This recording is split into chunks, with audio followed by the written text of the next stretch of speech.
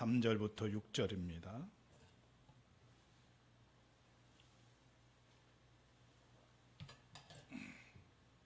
호세아 6장 3절부터 6절에 있는 말씀 우리 한 절씩 같이 교독하도록 하겠습니다. 그러므로 우리가 여호와를 알자, 힘써 여호와를 알자. 그의 나타나심은 새벽 빛같이 어김없나니 비와 같이 땅을 적시는 늦은 비와 같이 우리에게 임하시리라 하니라. 에브라임아 내가 내게 어떻게 하랴, 유다야 내가 내게 어떻게 하랴. 너희의 인애가 아침 구름이나 시 없이 없어지는 이슬 같도다. 그러므로 내가 선지자들로 그들을 치고 내 입의 말로 그들을 죽였노니 내 심판은 피처럼 나오리라. 나는 인애를 원하고 제사를 원하지 아니하며 번제보다 하나님을 아는 것을 원하노라. 아멘. 하나님의 아는 것, 여호와를 아는 것에 대해서 오늘 같이 말씀을 나누면서 은혜 받는 또 도전의 시간과 감동의 시간이 되었으면 합니다. 한번 기도하겠습니다. 살아계신 하나님, 역사하시는 하나님, 지금도 이곳에 함께 하시는 하나님, 우리가 말씀을 듣기를 원합니다. 우리의 영의 길을 열어주셔서 하나님의 말씀이 선포될 때 아멘으로 화답하시게 하시고 감동과 또 도전의 시간이 되게 하여 주옵소서. 예수님 이름으로 기도드리옵나이다. 아멘. 우리가 교회를 나오면서 신앙생활을 하시는 분들은 굉장히 오랫동안 신앙생활을 하시는 분들이 많이 있습니다. 그래서 누군가가 우리에게 질문을 이렇게 한다면 우리는 가차없이 이렇게 대답합니다. 당신은 여호와를 아십니까? 라고 했을 때 당연히 내가 여호와를 알지요 라고 대답을 할 것입니다. 여러분에게 똑같은 질문을 내가 한번 던진다면 여러분 어떤 대답할까요? 여러분은 여호와를 아십니까? 여호와를 안다는 것은 구체적으로 무엇을 가지고 여호와를 안다고 우리가 얘기할까요? 우리는 매주마다 열심히 교회에 나와서 예배드리고 또 헌신도 하고 내가 산업전선에 뛰면서 열심히 수고한 그러니까 땀을 흘린 부분들을 가지고 하나님께 정성스럽게 예배를 드립니다. 그래서 나는 하나님에 대해서 너무 잘 알고 있고 하나님에 대해서 깊은 지식을 알고 있다고 자부할지도 모릅니다. 근데 오늘 호세아 6장에 있는 말씀은 우리에게 다시 한번 일깨워주는 강한 메시지를 던지고 있습니다. 그게 뭐냐? 너는 여호와를 알고 있느냐는 질문입니다.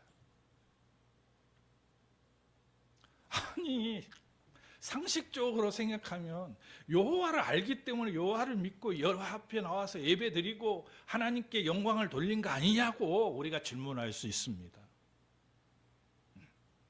근데 오늘 이 메시지 가운데 우리에게 강하게 전달하고자 하는 하나님의 음성이 있습니다. 그걸 바로 호세아서 말씀을 통해서 우리에게 전달해 주고자 하는 것입니다. 여러분, 여호와를 안다는 것이 뭘까요? 호세아 6장에 있는 말씀은 이스라엘 백성들이 하나님께 제사를 드리고 예배를 드리고 영광을 하나님께 돌렸습니다. 근데 형식이 있었는데 뭐가 없었냐면 하나님과 대면이 없었어요. 관계가 없었어요. 관계. 하나님은 제사와 예배를 원하시지만은 그것보다 더 깊은 관계를 원하시고 계시다는 사실입니다.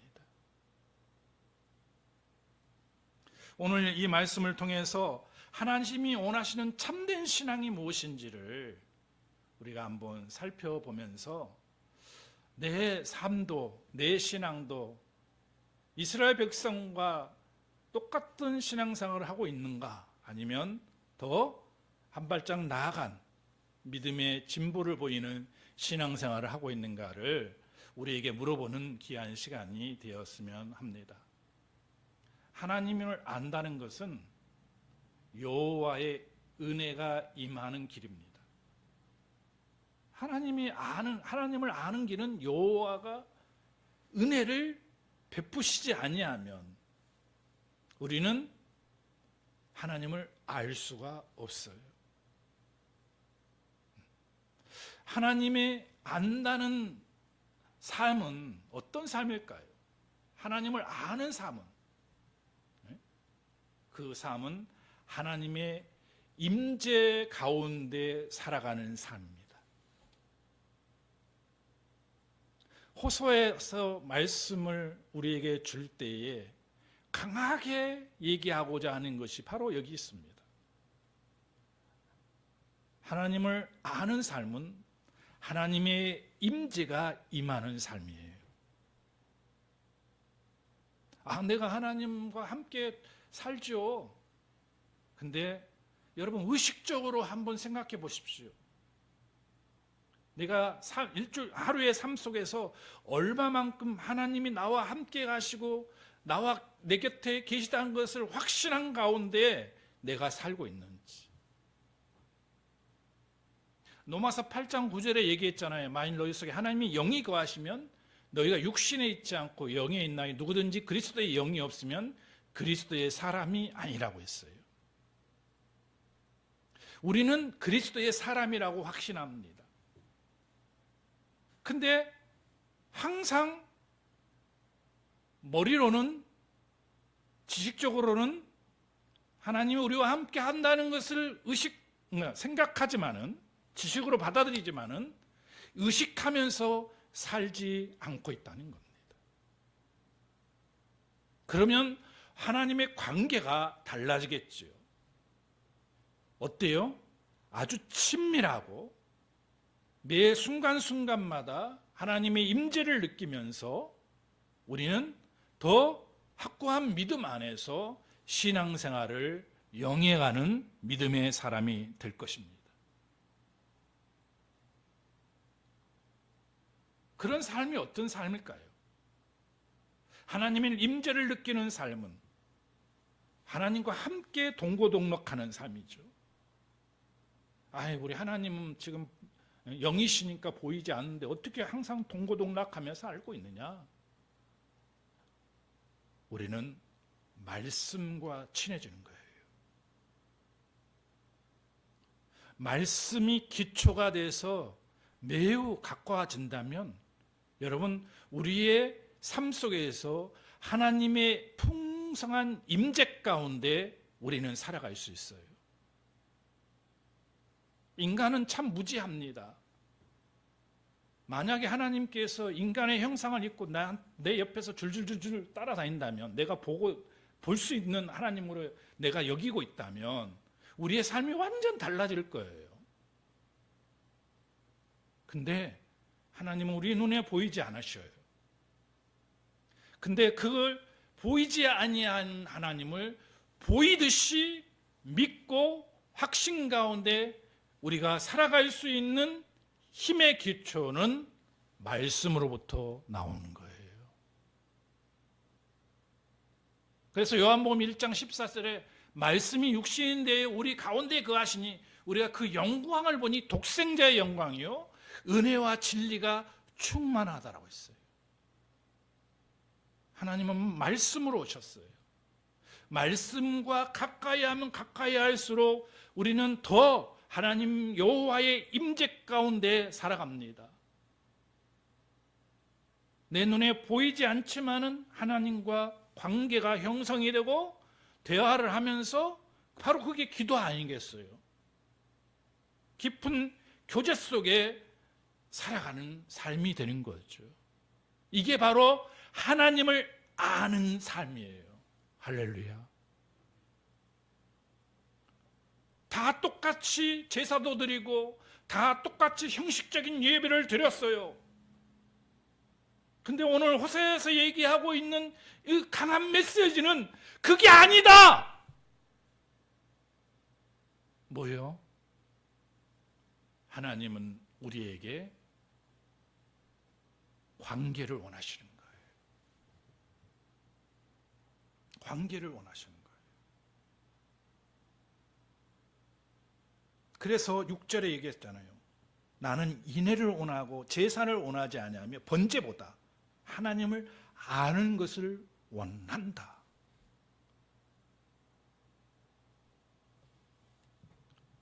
하나님의 임재가 있는 삶, 이 사람이 하나님을 아는 삶이에요. 그리고 회복과 하나님의 은혜가 있는 삶이 하나님의 아는 삶이에요. 여러분, 우리가 세상에 살아가다 보면 낙심의 현장, 불행의 현장, 또 우리가 제약의 현장, 우리가 사탄에 의해서 지배를 받는 현장에 놓일 수가 있어요. 그럴 때 우리는 어떻게 해요? 회복이 되어야 되지 않겠습니까? 하나님이 항상 우리 가운데 임하시면서 하나님의 영광을 돌리는 삶이 되기 위해서는 우리가 그 늪에서 헤어나오지 못하면 우리는 온전한 하나님의 임재 가운데 하나님이 깊은 관계 속에 나갈 수 없기 때문에 우리가 회복이 되어야 돼요. 회복을 하기 위해서 어떻게 해야 돼요? 회개하는 거예요. 하나님의 은혜를 통해서 우리는 회개 가운데 임하게 되는 거예요. 그래서 요한일서 1장 9절에 만일 너희가 너희 죄를 자복하면 저는 미쁘시고 의로우사 우리 죄를 사하시며 모든 불의에서 우리를 깨끗게 하실 것이라고 얘기하고 있잖아요. 그게 은혜입니다. 그게 회복이에요. 하나님을 안다는 것은 단순히 우리가 예배드리고 제사드린 걸로 끝나는 것이 아니라 하나님의 관계성인데, 얼마만큼 하나님의 관계 속에서 우리가 친밀하고 하나님을 사랑하고 은혜 가운데 머무르냐는 것은 내가 이 세상에 인간으로 살기 때문에 우리가 회복의 현장에서 회복되지 아니하면 우리는 하나님과 더 깊은 관계에 이룰 수가 없어요. 여러분, 우리 그런 경험을 했을 거예요. 내가 나쁜 짓을 했는데 나쁜 짓을 완전히 해결하지 아니하고 기도하면 기도가 되나요? 자꾸 그게 마음속에 한쪽에 있으면서 기도를 방해하게 합니다. 우리가 우리의 문제가 있다면 그 문제를 놓고 회개하는 거죠. 그러면 하나님이 용서해 줘요. 회복해 주시는 거예요. 회복이 될 때에 우리는 더 당당하게 하나님의 은혜 가운데 임하게 되는 거죠. 할렐루야. 여러분, 그러면 우리가 성령이 충만한 사람이 되는 거예요. 회개 가운데 하나님이 은혜가 임하면 성령이 우리가 아는데 충만해집니다. 그런 사람은, 하나님을 아는 사람은 그 진행 가운데 끝끝내는 뭐를 이루게 되냐? 하나님께 영광 돌리는 삶에 하나님이 바라시는 삶으로 이어지게 되어 있습니다. 우리가 잘 아는 사도행전 1장 8절에 뭐랬어요? 오직 성령이 너에게 임하시니까 사마리아와 땅끝까지 이르러 내 증인이 된다고 했잖아요. 하나님이 증인이 되는 삶을 사는 거예요. 내가 성령이 임하니까 증인된 삶을 살지 아니하고 죄악 가운데 사탄에 눌려서 죄의 종이 되어서 살아가겠습니까? 우리가 제사를 드리고 예배를 드려도 더 중요한 것은 하나님의 관계성입니다. 하나님은 그걸 원하시고 계시다는 겁니다. 두 번째로 생각해 볼 것은 여호와를 모르는 신앙은요, 쉽게 믿음이 빠져버립니다. 쉽게 넘어지고 쉽게 사라져요. 그게 4절과 5절에 얘기했잖아요. 예? 여호와를 알지 못하는 신앙은 쉽게 믿음이 빠져버려요. 우리 교회는 적지만 대형 교회는 막 오케스트라 있고 찬양도 있고 막 뜨거워도 그 예배에 은혜가 임했어도 하나님의 관계성이 회복이 안 되면 말짱 도루묵이다고요. 하나님은 오늘 그걸 원하시는 게 아니잖아요. 뭘 원해요? 하나님을 아는 것을 원하시고 계시다는 거예요. 하나님을 원하시고. 이게 무슨 말이냐 하면 하나님을 아는 것을 원하시는데 우리가 형식적인 예배를 드리지만은 행동하는 믿음의 삶이 나타나지 않는 것. 이러면 이렇게 되면 어떻게 하냐? 우리의 믿음이 쉽게 빠져버려요. 믿음이 사라지는 거예요. 하나님을 아는 그 믿음이 쉽게 사라져요. 그래서 우리는 예배를 드릴 때도 우리가 관계성을 가지고 온전히 예배를 드려야 됩니다. 어떤 예배요? 영적인 예배를 드려야 돼요. 형식적인 예배, 그걸 원하시는 게 아니죠. 사한 제사의 예배, 로마서 12장 1절에 있는 말씀처럼, 그러므로 내가 형제들아 내가 모든 하나님의 자비하심 너희를 권하노니 너희 몸을 하나님이 기뻐하시는 거룩한 산제사로 드리라고 얘기합니다. 그래야지 하나님의 관계성이 회복이 되고 하나님의 관계성을 통해서 우리는 하나님께 온전히 영광을 돌리며 하나님의 기뻐하심을 드러낼 수 있는 사람이 되는 거예요. 예배를 잘 드리고 제사를 드렸다 해도 하나님 그걸 원하시지 않는다는 것을 우리는 잊지 말아야 합니다. 말씀 앞에 회개는 있지만은 변화가 없는 신앙, 바로 이런 신앙을 얘기합니다. 하나님을 알지 못하는 신앙. 하나님을 아는 신앙은 말씀 앞에 변화가 있습니다. 말씀의 앞에서는 회개해요. 똑같이 과정이 단계까지는 나가는데 변화되지 않아요. 우리가 예배를 드리고 그러면 막 은혜를 받아요. 근데 결정적인 변화가 없어요.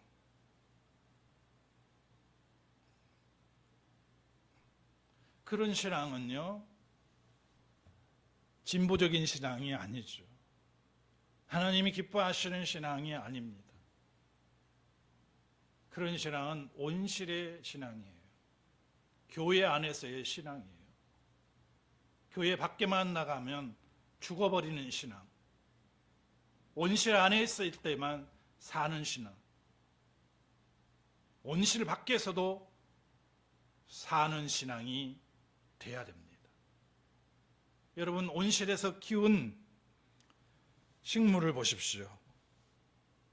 빨리 자라지만은요, 바람이 불거나 환경이 바뀌면 금방 시들시들해서 죽어버립니다. 그런데 온실 밖에서 자란 식물은 이게 태풍이 오고 비바람이 와도 견딘 식물은 성장이 좀 느리지만은 뿌리가 깊이 내리기 때문에 죽지 않습니다. 이스라엘 백성의 신앙은 마치 온실 같은 신앙이었어요. 말씀을 들으면 회개하고, 근데 다음 단계로 나가지 못합니다. 뭐죠? 변화받는 신앙으로 나가지 못하는 거죠. 우리의 믿음은 아침에 구름 가고 이슬 같은 신앙이지만은 굳건하게 뿌리를 내려서 말씀에 듣고 회개하고 변화된 삶으로 나가는 우리의 신앙이 되어야 됩니다. 그게 바로 하나님을 아는 삶입니다. 우리가 여호와를 아는 것이 마지막으로는 하나님이 원하시는 거예요. 여호와를 아는 것이 하나님이 원하시는 거예요. 그게 바로 6절에 얘기했잖아요. 하나님이 원하시는 것은 여호와를 아는 거예요. 자, 그러면 여호와를 아는 것이 뭘까요? 예? 여호와를 아는 것이 뭐냐고요? 바로 그분의 마음을 알아야 합니다. 여호와의 마음을 알아야 돼. 하나님의 마음을 아는 것이 하나님을 아는 거예요. 우리가 성경 전체를 보면은 전부 다 꿰뚫어 볼 수 있는 눈이 우리가 부족합니다. 그러나 우리는 누굴 통해서 하나님의 마음을 알 수 있어요? 주님을 통해서 알 수 있습니다. 예수 그리스도를 통해서. 주님의 마음을 품는 자, 주님의 마음을 아는 사람이에요. 빌보서 2장 5절에 얘기했잖아요. 너희 마음에 이 마음을 품어라. 곧 그리스도의 예수의 마음이. 그는 근본 하나님의 본체시나 하나님과 동등됨을 취할 것으로 여기지 아니하시고 오히려 자기를 낮추시고 죽기까지 복종하시더니 곧 십자가에 죽으심이라. 종의 형체를 가지사 주님의 마음을 아는 것, 주님의 마음을 닮아가는 것, 이것이 바로 우리가 여호와를 아는 겁니다. 여러분,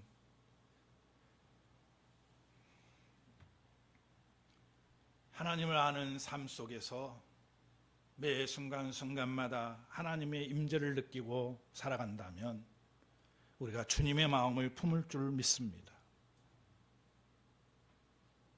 주님의 마음을 품고 주님이 기뻐하시고 주님이 원하시는 삶을 살아갈 줄로 믿습니다. 제사보다 인애를, 존경이보다 관계를, 열심보다 여호와를 아는 것을 여호와께서는 원하시고 계시다는 거예요. 하나님을 아는 것, 그 다음에 뭘까요? 여호와의 마음을 아는 것, 그분의 마음을 아는 건데 주님의 마음을 아는 것이 닮아가는 거죠. 또 하나는 뭐냐고요? 그님의 성품을 닮아가는 거예요. 성품. 물론 우리가 주님을 만나고 나서 인격적인 새로운 변화와 삶이 시작이 되었습니다. 어떤 변화의 삶이 됐죠? 에베소서 보면 4장 22절에서 24절 보면 너는 유혹의 욕심을 따라 썩어져가는 구습을 쫓는 옛사람을 벗어버리고 오직 심령으로 새롭게 되어 의와 진리와 거룩한 말은 받은 새 사람을 입으라고 했잖아요. 우린 새 사람이에요. 의와 거룩함으로, 의와 진리와 거룩함으로 하나님을 따라 의와 진리와 거룩함으로 지으심받는 새 사람을 입으라고 했잖아요.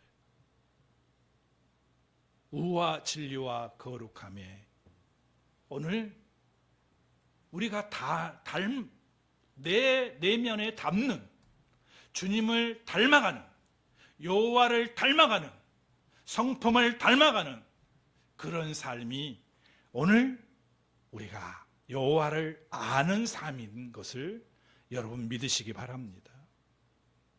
자, 그러면 말씀을 들으면 좀 알 것 같아요.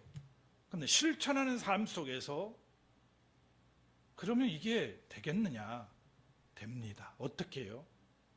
첫 번째, 우리의 삶 속에 어떻게 해야 된다고 했어요? 하나님을 아느가라는 삶은 하나님의 임재를 가운데 살아가는 삶이라고. 하나님의 임재 가운데. 회개와 은혜가 임하는 삶 속에 살아갈 때에 지속성이 가지고 우리가 어떻게 해요? 여호와의 마음을 품고 그리스도의 마음을 품고 그 다음에 어떻게 해요? 예? 하나님의 성품을, 주님의 성품을 닮아가는 삶으로 나아갈 수가 있는 거예요. 자, 우리가 그런 믿음으로, 그런 알아감으로 하나님께 나갈 수 있는 저와 여러분이 되시기를 주의 이름으로 축원을 드립니다. 기도하겠습니다. 하나님 감사합니다. 오늘 또 귀한 말씀을 우리에게 허락하여 주시고